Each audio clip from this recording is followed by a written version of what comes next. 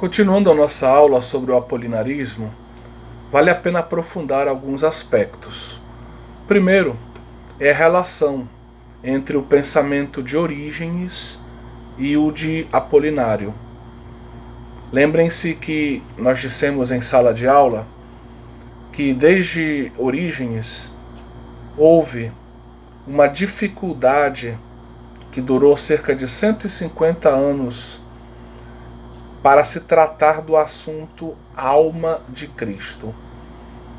Nós sabemos que Orígenes ele fala de uma pré-existência da alma de Cristo. Ela já existia lá no paraíso celeste e o Logos se uniu a ela. Então, quando da encarnação, o Logos unido à alma de Cristo, ele vem e toma o seu lugar, por assim dizer, no mundo material, assumindo um corpo no seio da Virgem Maria. Essa doutrina, evidentemente, ela não é correta, ela é uma doutrina heterodoxa. E Orígenes explicava a alma, a importância da alma de Jesus, porque ela era capaz, enquanto princípio espiritual, de se unir à divindade, enquanto princípio, enquanto uma realidade criada, ela se unia ao corpo. E assim Orígenes conseguia explicar a união entre Deus e o corpo humano, que era, por assim dizer, uma espécie de aberração dentro do contexto, vamos dizer, dualista da filosofia grega, da filosofia de matriz platônica, certo?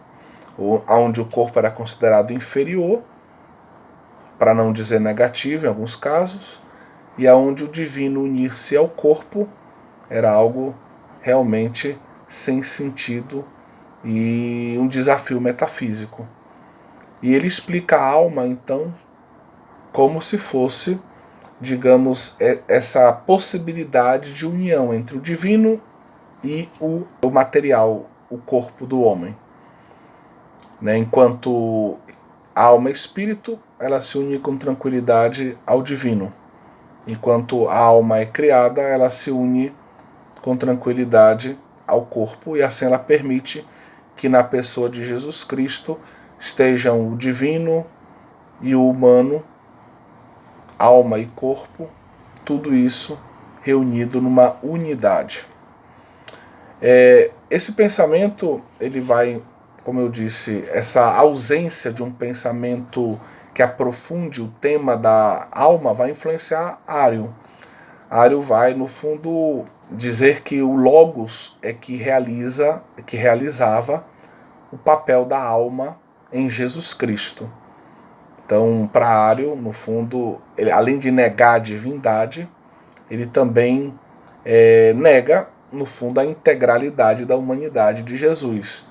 Só que o Concílio de Nicéia, ele atacou Ário apenas no aspecto do negar a divindade, e não foi tão, digamos assim, assertivo, não dirigiu as suas críticas ao fato de que, no fundo, Ário também negava a integralidade da humanidade. Apolinário, então, contra Ário, defendendo Nicéia, acaba cometendo esse mesmo erro que não tinha sido esclarecido pelo Concílio de Nicéia. Porque, como nós vimos no quadro, ele coloca o Logos acaba ocupando na alma, digamos, na humanidade de Jesus, o papel da alma racional, do nous, para usar o termo grego, da alma racional em Jesus Cristo, o que é, sem dúvidas, um limite muito grande e que faz com que o seu pensamento seja heterodoxo, porque ao fazê-lo, ele nega a alma racional criada, humana de Jesus, e nega assim a integralidade da humanidade de Jesus. Lembremos-nos que este autor Apolinário, ele se inscreve naquela tradição que é a tradição alexandrina, a escola alexandrina de pensamento, que apresenta o esquema cristológico Logos Sarx, ao contrário da tradição antioquena, que fala de um Logos Anthropos. E esse Logos Sarx, esse termo Sarx, na teologia bíblica, nós deveríamos traduzi-lo como o homem inteiro, corpo e alma, na sua fragilidade criatural.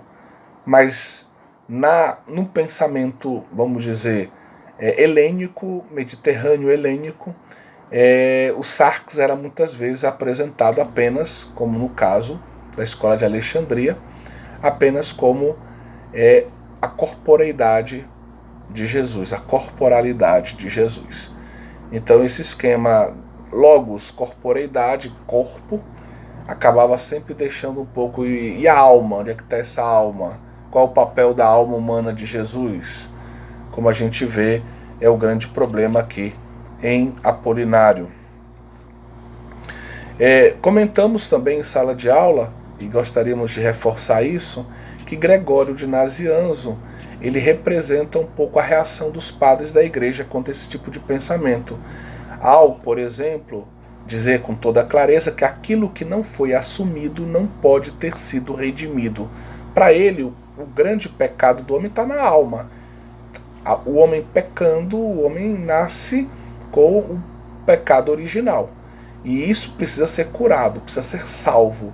A razão do homem, a inteligência do homem, a vontade do homem precisam ser redimidos por Cristo. Mas se Jesus Cristo não assumiu a alma racional humana, então a alma racional humana não foi redimida, o que é um problema soteriológico para a humanidade.